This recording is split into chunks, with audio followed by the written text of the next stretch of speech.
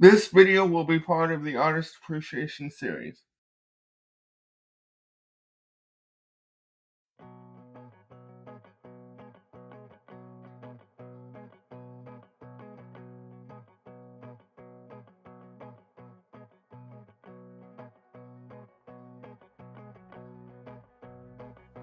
Hi everybody, well it's that time again.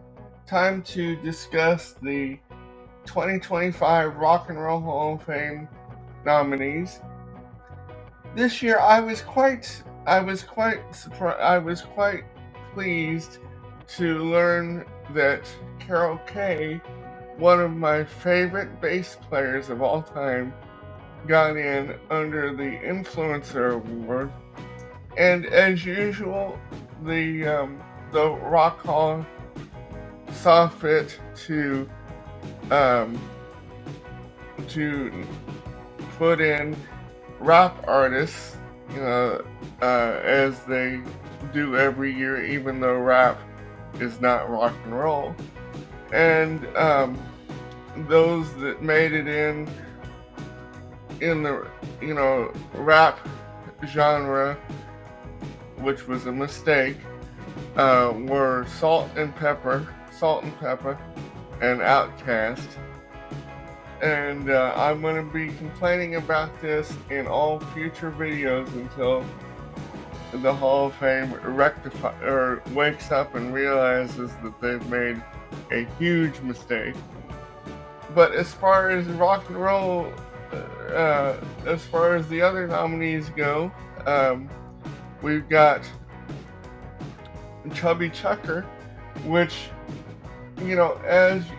as I said last year with another, I can't remember which artist it was that I was really surprised he hadn't already been in, which is the same case with Chubby Checker. I would have thought he would have gotten in on, with one of the first classes in the 80s. But I think he was severely overlooked, and I'm glad that he finally made it in after all these years. And speaking of an artist that I'm really glad they made it in, Warren Zevon, under the I can't remember which category he made it in under. I think under the influencers category, but you'll have to check the screen recording.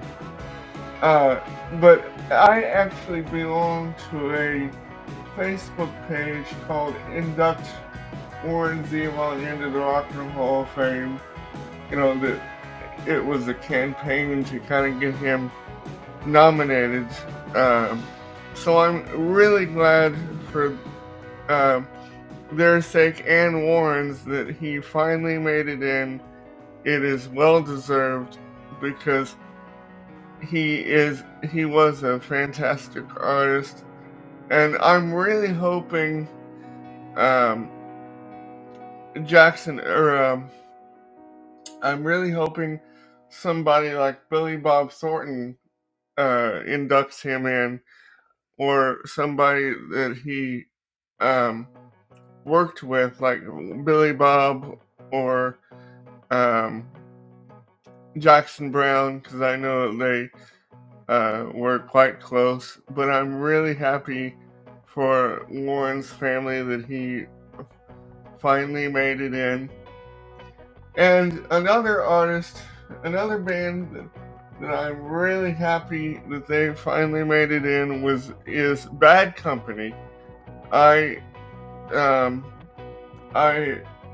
a huge Bad Company fan, and I saw them a couple years ago. I think in like 2016. They were on the road with Joe Walsh, and Joe Walsh opened. So I was really hoping that they'd make it in one of these years, and I'm glad that this year was finally their year. and I'm really anxious to see what they perform. Because actually, as you know, the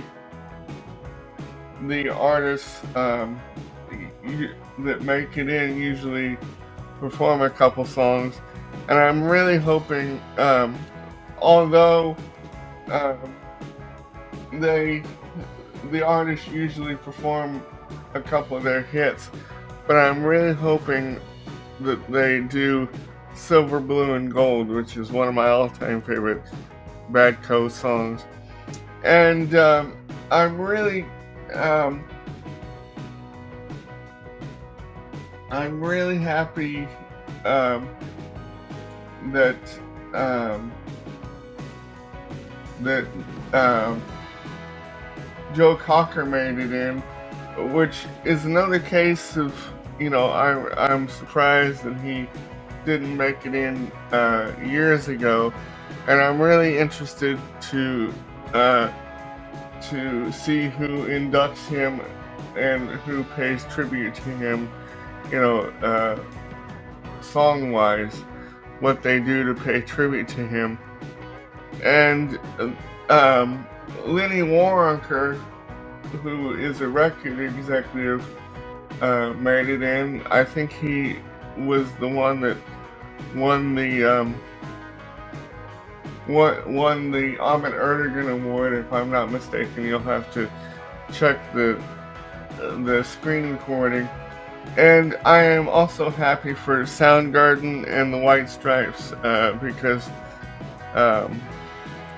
I really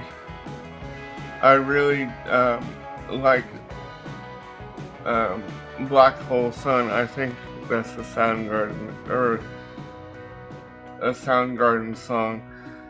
And I tell you, one of the most one of the most emotional, one of the most moving performances of Black Hole Sun is Peter Frampton's cover of it. He actually, I didn't know. Peter Frampton kind of introduced me to that song because I didn't know who had done it. I thought it was a Peter Frampton instrumental at first because he'd done a couple instrumental records, and I thought that was one of the songs from one of those. But I was surprised to learn it was a Soundgarden song, and I actually, like I said, was introduced to that song through Peter Frampton, and it's a fantastic song.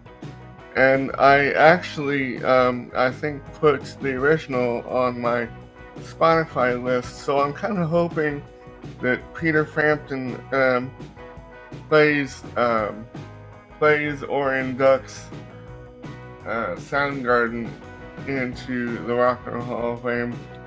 And I'm really hoping that somebody will at least, either if not Pete, will play Black Hole Sun, because it is a tremendous song. And and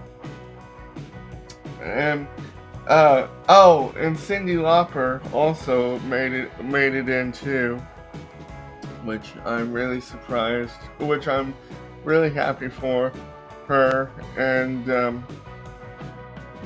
even though she's not technically rock, even though she's not technically rock and roll, I'm still happy for her though. And of course, I told you Outkast made it in, which is neither here, which I'm kind of annoyed about, because once again, they're a rock group, and this is not the Rock Hall of Fame. But I hope you enjoy this video.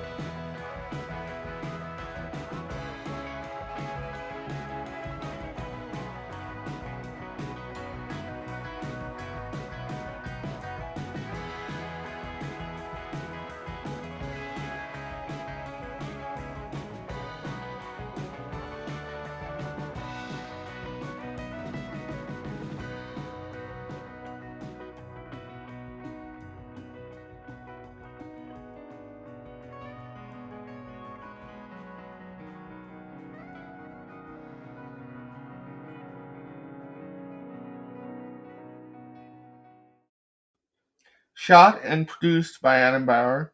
Audio and video provided by Pixabay, WeVideo, and the YouTube Music Library. Screen recording taken from the Rock and Roll Hall of Fame's website. Voiceovers also recorded using WeVideo.